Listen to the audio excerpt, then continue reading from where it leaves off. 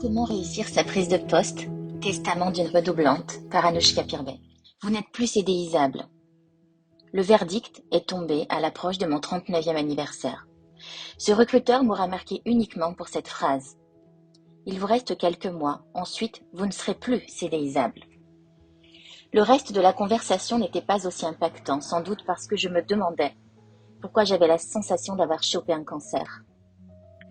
Les oreilles bourdonnantes, je suis sortie de ce bureau en me demandant si j'étais si has-been que ça, et si j'étais prête à faire le deuil d'un univers que j'aimais tant, et qui avait construit une partie de la femme décisionnaire, confiante et boostée à l'humain et à la performance que j'étais. À la pensée de tous les quadras et quinquas sur le marché du travail, je n'ose même pas parler des 60 et plus. Cette phrase appelait à faire un deuil à de multiples niveaux, et surtout, à une résilience inévitable. C'est un peu comme si vous arriviez à l'aube d'une bonne connaissance et confiance en vous, au plus près de la meilleure version de vous-même pour jouer le meilleur rôle de votre vie, et qu'on vous annonce que vous n'êtes plus dans le game à 40 ans. Quelques années plus tard, je repensais à ce moment et je me suis dit qu'il était temps de transmettre. Après avoir pris un poste à 6 reprises, je vous propose une partie de cet héritage.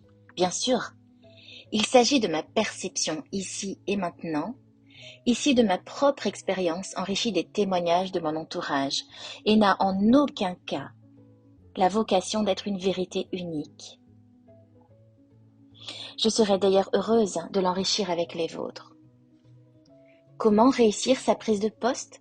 8 perspectives qui m'ont semblé incontournables à vous transmettre. Se préparer avant le premier jour de travail. État d'esprit, sommeil, alimentation, motivation, confiance en soi, disponibilité, soutien de l'entourage. Non seulement la première impression compte, mais en plus, se préparer mentalement booste notre niveau de confiance en nous et notre concentration face à la quantité d'informations que nous allons absorber. Une prise de poste, c'est comme un marathon. Nous puisons une énergie phénoménale pour nous adapter sur les premières semaines. Prendre soin de soi, c'est un peu l'ordonnance obligatoire tout au long de la vie, mais a fortiori en terre inconnue. Je vous partage une anecdote personnelle. Prise de poste au retour d'un congé maternité dans un nouvel environnement géographique et un nouveau secteur d'activité. Je comptais sur mes qualités sociales d'intégration et mon expertise technique pour faire l'affaire. Mais, on ne va pas se mentir, le risque de sortie de route était élevé. Malgré une organisation personnelle aussi efficace que possible, je n'ai pas pu éviter l'accident de parcours. Plus aucune réserve d'énergie face à des événements imprévus, sans doute, car j'avais mal estimé mes ressources de départ. Depuis, j'ai fait le deuil de la perfection, mais pas de l'exigence. Le deuxième point concerne la tenue et les horaires de travail. Vous avez peut-être eu le temps d'observer les codes vestimentaires de la structure que vous rejoignez. Vous avez peut-être eu le temps de les observer lors de vos entretiens. Un costume, un tailleur, une tenue plutôt décontractée, sportswear, casual. Il est possible, bien sûr, de s'en inspirer tout en se rappelant que le plus important reste d'être à l'aise et au plus près de ce que nous sommes. Après tout, nous avons été recrutés pour notre personnalité, bien qu'aussi pour notre capacité à nous intégrer. Si vraiment vous manquez d'imagination, pourquoi ne pas porter la même tenue que le jour de l'entretien, dans laquelle vous vous sentiez sûr de vous? En dehors des uniformes de travail, l'époque d'une tenue quotidienne stricte est révolue. Parfois, un vestiaire décontracté, par exemple en télétravail ou en fin de semaine, est de plus en plus toléré. Tous les environnements, quels qu'ils soient, sont néanmoins implicitement codifiés, avec leurs règles, leurs idéaux de comportement, leurs contraintes et leur liberté inhérents à la culture d'entreprise. Porter la tenue qui nous donne confiance en nous reste le meilleur conseil qui m'a été transmis malgré des injonctions fortes aux stéréotypes. À force de nous voir, ils s'habitueront. De même pour les horaires, j'en parlerai plus bas, mais un compromis entre hyper-engagement, modélisation et équilibre vie pro-vie perso afin de ne pas brûler notre capital sur la durée est inévitable. Pour les non-cadres, la structure horaire est souvent plus facilitée que pour les cadres, bien que j'ai pu constater de nombreux manquements. Parfois, il faudra faire face à un sarcastique « tu prends ton après-midi » si vous partez à 18h et devoir presque s'en justifier, c'est vrai. Là encore, tout sera une question de confiance en soi et vers soi. Anecdote personnelle que je vous partage à nouveau. Je venais de rejoindre la direction des achats et je portais une robe ce jour-là. Cela devait faire quelques jours à peine que j'étais là. Pas de rendez-vous usine de prévu, essentiellement des réunions de bureau. Une collaboratrice me regarde ostensiblement et me dit « Tu verras, ici, on ne met que des pantalons. » Un autre jour, à un autre endroit, mon responsable m'a demandé de rester, après 19h, pour faciliter mon intégration au sein de l'équipe qui commençait à jaser. J'étais à ce moment-là jeune maman. Le troisième point que j'avais envie de partager avec vous dans cette prise de poste, c'est la posture, bien sûr. Le mot d'ordre de ces premiers mois de prise de poste, c'est l'ouverture d'esprit. L'ouverture d'esprit. Ce n'est pas le moment de vouloir tout révolutionner, même si nous gardons un esprit critique. Les premières semaines, notre sens de l'écoute active et réflexive sera apprécié. Être ouvert d'esprit, c'est possiblement accueillir et s'adapter à ce qui est déjà là. Cela ne signifie aucunement que nous manquions d'affirmation de soi ou de leadership. Une intégration armée de patience amène souvent à co-construire un ensemble efficace et puissant demain. Pour résumer, nous avons choisi d'être là. Notre posture devrait donc en être le reflet. Même si la réalité peut être plus complexe, en acceptant cette mission, nous avons accepté d'être acteurs de sa réussite. Nous y associons souvent la notion d'effort d'adaptation en oubliant l'ingrédient indispensable à la réussite. Prendre du plaisir à être là et à ce que nous faisons. Il est possible de prendre des notes, d'écrire nos observations qui pourront servir à un rapport d'étonnement toujours apprécié, que nous pourrions proposer à notre manager ou à notre référent des ressources humaines, 3 mois après par exemple. Nous pourrions aussi être ravis de les relire une fois absorbés par la routine. Ce regard neuf, pas encore acculturé, est précieux. Découvrir un nouvel environnement nous en apprend beaucoup aussi sur nous-mêmes et nos croyances. Notre premier réflexe, souvent, nous comparons avec ce que nous avons déjà connu, ce qui peut être très vite agaçant pour les uns et nous conditionner à répéter des schémas inefficaces ou manquer une opportunité de faire mieux ou autrement bien. Il est rarement apprécié de comparer ou de critiquer sans avoir pris le temps d'écouter, de comprendre ou de connaître. Des refus, des critiques, des objections, des doutes, notamment de certaines personnes ancrées dans la structure, font partie du jeu. Souvent, capacité d'écoute, force de proposition, ainsi qu'intelligence relationnelle et inclusive feront des outils efficaces pour un accompagnement au changement. Rappelons-nous seulement que l'ignorance crée la peur. Anecdote que je vous partage. Seconde semaine à mon poste, il y a quelques années déjà. Je prends mon téléphone pour caler une réunion d'introduction avec une personne de ma liste. Sa réponse. Ah oui, votre réputation vous a précédé. C'est très bien ce que vous faites, mais passez quand vous voulez, pas besoin de prendre un rendez-vous. Si je suis là, je vous recevrai avec plaisir. Ah, le fameux oui, mais. un oui mais plus un si dans la même phrase valent 2 non. J'ai pu vérifier par la suite la force des bruits de couloir et cette culture de l'informel. Patience et intelligence situationnelle. Le 4e point que j'ai envie de partager avec vous, c'est bien sûr un point incontournable qui est la communication et l'alliance. Être soi, être vrai, n'est pas toujours évident si on est en période d'adaptation. Souvent, en situation de stress, nous pouvons adopter un idéal de comportement afin de plaire et de ne pas se sentir rejeté. Et pourtant, être soi est une des clés pour créer un lien durable et authentique, dans le respect, bien sûr, des exigences de la mission qui nous a été confiée. Rencontrer des personnes disponibles et accessibles peut s'avérer être un véritable défi. Ici, ne pas négliger la puissance des moments informels.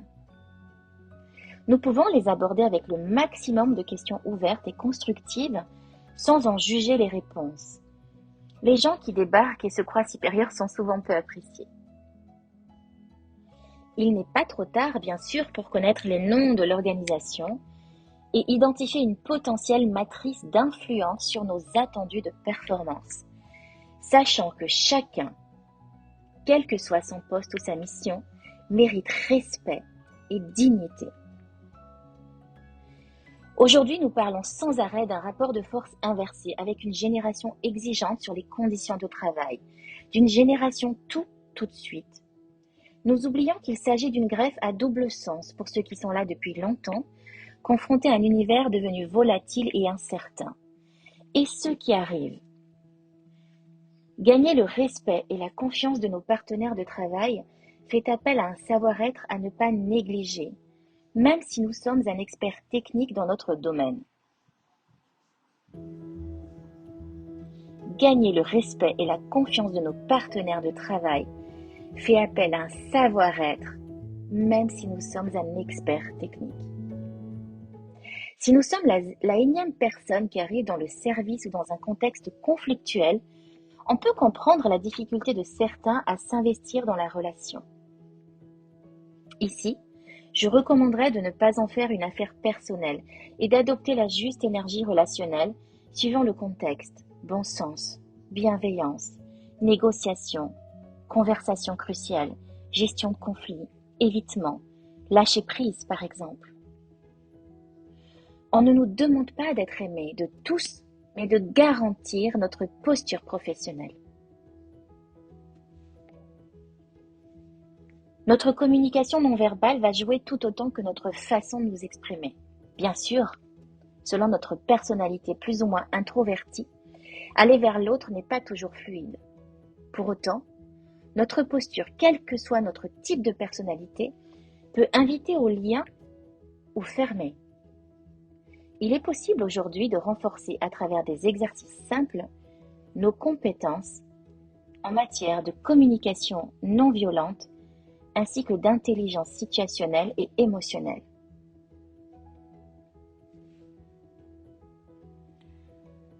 Une anecdote. Une de mes missions consistait à mettre en place un plan d'optimisation budgétaire dans une filiale qui n'avait pas bougé depuis 20 ans. Wow, c'était une ambition portée par la direction du groupe et littéralement imposée en mode top-down. J'ai commencé ma mission dans un contexte de grande tension. J'ai passé plus de 3 mois à écouter, comprendre, créer le lien de confiance avec chacune des équipes, récolter de la data fiable, construire une stratégie d'action avec chaque partie prenante, en y intégrant bien sûr la hiérarchie locale et en informant mon management des risques de décalage sur objectif.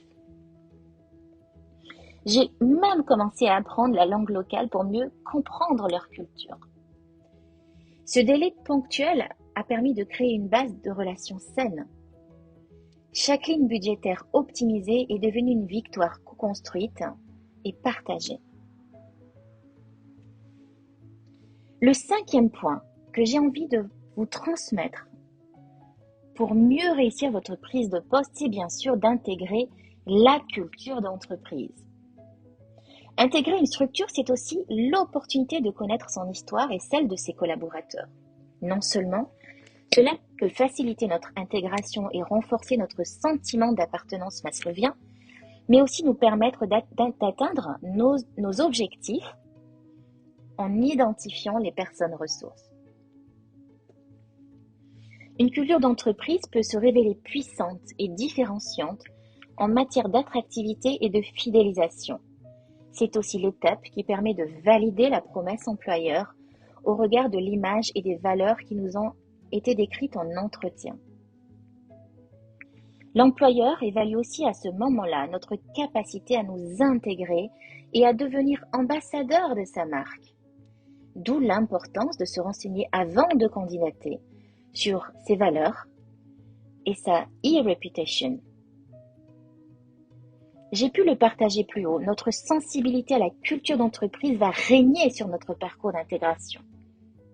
Orale, informelle, écrite, culture de la performance, culture financière, culture orientée consommateur, entreprise familiale, anglo-saxonne, nippone, européenne, croissance interne ou croissance externe et plus encore. Tous ces éléments, bien sûr, vont être riches d'enseignements. La période d'essai est à double sens. Nous avons tendance à nous mettre une pression phénoménale durant cette phase, alors que nous pourrions sortir du rapport de force et la voir comme une opportunité de voir si nous pouvons nous y projeter. Apprendre, faire preuve de patience et de tolérance, créer le lien et être en alliance pour que tout ce petit monde réussisse au mieux avec nous, en voilà un beau challenge. Déjà. Une anecdote sur cette étape.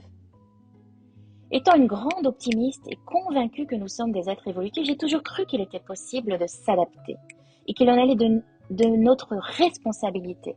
Pourtant, il y a bien eu cette fois-là où j'ai douté fortement de pouvoir m'adapter à l'environnement de travail qui m'apparaissait toxique et demandé à prolonger ma période d'essai. Que la demande émane de moi a été très mal perçue par mon responsable, comme si ce droit était chasse gardée de l'employeur. Le 6e point, c'est bien sûr identifier nos ressources et clarifier nos objectifs. Cette période de prise de poste est propice pour glaner le maximum d'informations sur les enjeux de la structure, nos objectifs, ceux de nos partenaires de travail, ainsi que les ressources à notre disposition, matérielles, financières, temporelles, logistiques, humaines, etc. Nous pouvons préparer une liste des personnes à rencontrer et leur proposer un point formel ou informel de présentation afin de mieux comprendre leurs attentes. Cette période est aussi propice à identifier les personnes ressources. Cela peut être un mentor attribué, un référent technique ou une personne influente, une figure fédératrice. Ces informations vont être précieuses pour créer du lien et savoir comment performer au mieux dans notre mission, à prendre notre place, tout simplement. C'est aussi le moment de créer notre relation avec notre responsable ou nos responsables et d'en faire un allié. L'informer, le respecter, lui poser des questions sur ses propres enjeux. Éviter qu'il apprenne nos bavures par surprise sont tout autant de conseils qui m'ont été précieux. Son rôle, certes, est de nous accompagner au mieux dans notre phase d'intégration, mais c'est aussi le moment de lui montrer les qualités que nous lui avons vendues lors de l'entretien. Savoir-être, autonomie, prise de décision, flexibilité, proactivité, rigueur. Oser clarifier nos objectifs, formaliser nos besoins, s'assurer que l'équation attente versus ressources soit équilibrée. Sinon, alerter ou négocier avec souplesse des ajustements face aux risques d'échec que nous identifions sont aussi de notre responsabilité. Au final, dire les choses et trouver des solutions écologiques plutôt que surprendre notre manager avec une absence de résultats à échéance. Notre échec, c'est aussi un peu le sien. Remarquez, il faut compter en moyenne entre 3 et 6 mois selon le poste et la rémunération pour qu'une structure atteigne le seuil de rentabilité, à savoir que le salarié coûte en charge autant qu'il rapporte. Anecdote personnelle. Il est évident qu'à travers ces 6 prises de poste différentes, j'ai dû apprendre les subtilités et les politiques, y compris après m'être parfois lamentablement planté. À travers ce Grey Management, s'il faut retenir un de mes apprentissages ici, c'est d'identifier en plus de notre supérieur une personne ressource, voire plusieurs. Celles qui connaissent la structure, nous facilitent notre intégration, nous met en relation, nous alerte sur les pièges et nous sponsorise en quelque sorte. Le 7e point, c'est bien sûr la stratégie d'action et d'investissement. Ici, on entame un virage délicat. La question d'autonomisation du poste va se poser. Je fais ou j'attends? J'anticipe ou j'exécute? Je serais tentée de dire, choisissez vos combats, ceux qui rapportent des points faciles et qui font du bien au capital, confiance et utilité. À J+2, on ne vous demande pas de jouer au héros, sauf si Robin est à vos côtés. Souvent, on va faire comme on faisait avant, on est tenté de reproduire au max tout de suite, de rentrer dans l'opérationnel, de montrer qu'on sait, de rassurer pour être légitimé, de reproduire nos mauvaises habitudes. Cela peut aller de notre posture sur notre poste de travail à une nouvelle organisation de travail, par exemple. On dit que le cerveau a besoin de 21 jours pour ancrer de nouvelles habitudes. Voilà qui tombe bien. Nous sommes dans un nouvel environnement. Si notre poste est 100% opérationnel, pourquoi ne pas prendre ces 3 semaines pour ajuster, perfectionner, adapter notre poste de travail? Dans le cadre d'un poste impliquant une dimension stratégique, c'est le moment de prendre le temps de co-construire une réflexion stratégique, de clarifier nos objectifs, d'identifier les ressources, les risques, les opportunités derrière un plan d'action, d'échanger avec nos partenaires, ce qui pourra bien sûr faciliter grandement le déploiement futur. Quand nous sommes en vitesse moyenne de croisière à 80% de prod pure et 20% de réflexion, nous pourrions résister et inverser ce Pareto durant le premier trimestre en prenant le temps d'intégrer et de scanner l'existant avec notre regard neuf. C'est aussi le moment de faire tout ce qu'on n'a jamais le temps de faire après et qui risque de représenter une charge mentale plus tard. Les résultats court terme restent indispensables pour créer un terrain de confiance, mais cette phase de préparation est aussi un investissement sur notre performance à long terme. Anecdote personnelle. Prise de poste au sein d'une direction supply. Je dois proposer une feuille de route, mais pour ça, il me faut de la data. Quanti, quali, process, etc. Je prends conscience de l'ampleur de la tâche le jour où je débarque dans un entrepôt en Espagne et que le responsable d'inventaire me répond « Il n'y a pas de plan, mais je sais où ça se trouve. » Et si tu t'absentes, comment ça se passe? Sans compter les palettes multiref datant de Mathusalem, il a fallu ensuite comptabiliser à la mano, dans un temps jour-homme qui n'était pas prévu, une valorisation de stock de quelques millions d'euros. Ceci sur plusieurs sites. Ce mapping était indispensable pour proposer des actions valorisables et impactantes à long terme. Elle n'était pas prévue, elle n'était pas anticipée. C'est une décision que j'ai prise pour mener à bien ma mission à long terme. Le dernier point, fondamental, bien sûr, c'est la valorisation. Bien sûr, la reconnaissance. La reconnaissance de ce que nous avons commencé à mettre en place. Notre valeur en tant que collaborateur. Les 3 premiers mois sont souvent décisifs. Notre capacité d'intégration et d'adaptation commence à se voir. Nous sommes, à cette échéance, normalement opérationnels. Sinon, il y a eu un loupé quelque part ou un événement extraordinaire. Faire un point régulier avec notre hiérarchie pour voir ce qui est apprécié ou nécessite un ajustement. Demander des feedbacks. Célébrer aussi chaque jour quotidiennement nos réussites. Expliquer notre intention. La ligne de conduite que nous avons adoptée pour réussir au mieux. Solliciter de l'aide peuvent nous éviter d'en arriver là. Souvent, ce que les gens disent de nous commence à monter aux oreilles de notre hiérarchie. Qui n'a pas vécu cette scène où entre collègues, vous croisez une nouvelle personne en demandant de qui il s'agit. Et là, vous avez droit aux qualificatifs étiquetants et tous les potins qui vont avec sans rien avoir demandé. Les réputations ont la dent dure, vous le savez. Nos premières performances sont également tangibles. Ces mois sont généralement éprouvants pour notre cerveau en sur-régime. Oser célébrer chaque jour par un partage d'une réussite, se construire un équilibre de travail dès le départ réduira le risque de décompensation ensuite. Bien sûr, il faudra plus de 3 mois pour se sentir totalement en appartenance avec notre nouvelle structure, mais parler en nous prend déjà tout son sens. Cette période de prise de poste bien préparée nous arme très souvent pour répondre aux attendus de performance à plus long terme. Il y a tant à dire sur ce sujet, je me suis parfois plantée, j'ai souvent réussi.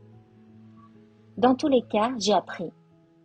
C'est avec humilité et sentiment d'utilité que j'ai eu envie d'aborder cet enjeu de prise de poste dans un contexte mondial où règne la confusion, l'incertitude et la peur de l'avenir. Bien sûr, il y a cette liberté de choix qui n'est pas à portée de tous. Cette question sociétale va malheureusement se poser plus fortement dans les prochaines décennies avec la crise des métiers et celle écologique. Nous avons tous, pour autant, le devoir, la responsabilité, le droit de prendre soin de notre écologie personnelle, de prendre soin de nos rêves. L'aventure entrepreneuriale que je vis depuis ne retire en rien à l'image que j'ai du salariat, enrichissante sur de nombreux aspects, dont je reconnais la valeur qui m'a conduite là où je suis. Merci à tous ceux qui m'ont accompagné sur ce petit bout de chemin. Bonne chance à vous qui recherchez un emploi, un ancrage, une bouée de sauvetage, une mission d'un jour, une mission d'une vie. La vie est opportunité. Après toutes ces observations, je pense que nous abordons trop souvent cet enjeu au mauvais endroit, là où ça touche la peur, au lieu d'y voir une place pour la confiance et la légitimité. Nous entreprenons souvent notre phase de prise de poste en voulant prouver que nous sommes à la hauteur, tandis que la position hiérarchique tend à nous faire comprendre que nous devons faire nos preuves pour mériter sa confiance. Je ne crois pas qu'il faille laisser place à cette injonction à la perfection, mais qu'il s'agit plutôt d'une attente d'incarner cette légitimité avec confiance et positivité.